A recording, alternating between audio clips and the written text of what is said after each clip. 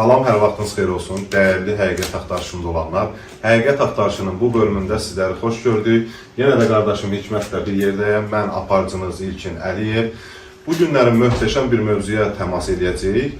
Mövzumuz axır zamandır. Axır zamanda olan situasiyalardır.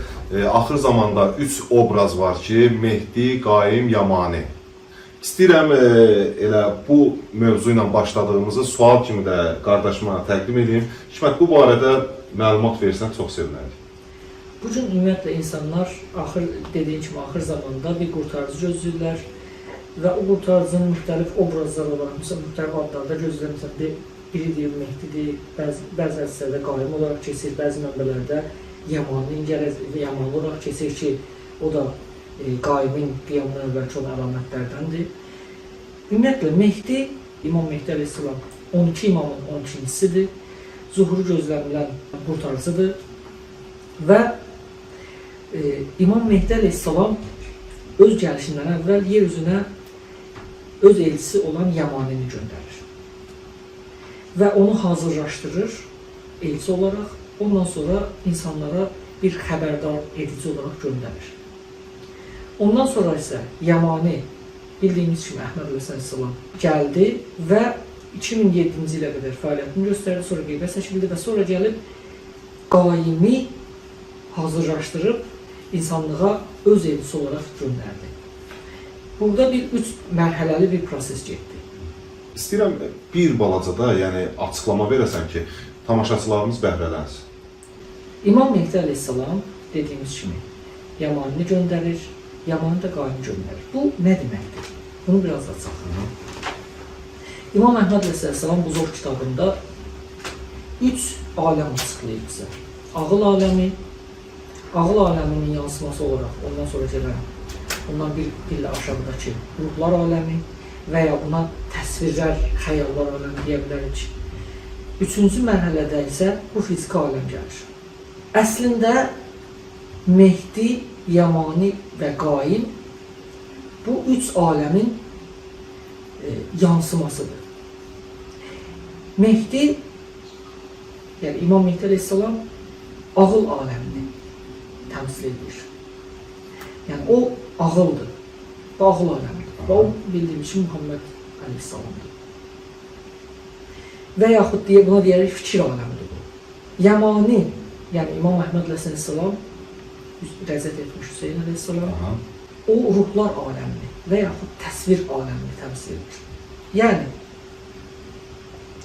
bir fikir, bir ideya, Mehdi o ideyanı Yamaniyə ötürür, Yamani o ideyanı, o fikri bir təsvirə çevirir, onun bir planını, çertiyojunu çizir və o da bunu ötürür Qaimə. Qaim isə bu fiziki aləmdə ki, Qaim fiziki aləmi təmsil edir, Qaim isə onu bu fiziki aləmdə reallaşdırır. Yəni, bu 3 şəxs 3 aləmi təmsil edir.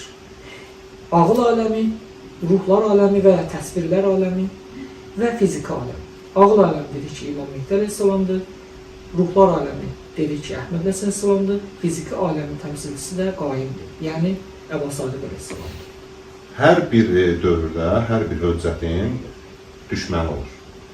Bildiyimiz kimi, açıqladığın 3 aləmdə hər bir höccətin düşmənləri varmı? Bəli.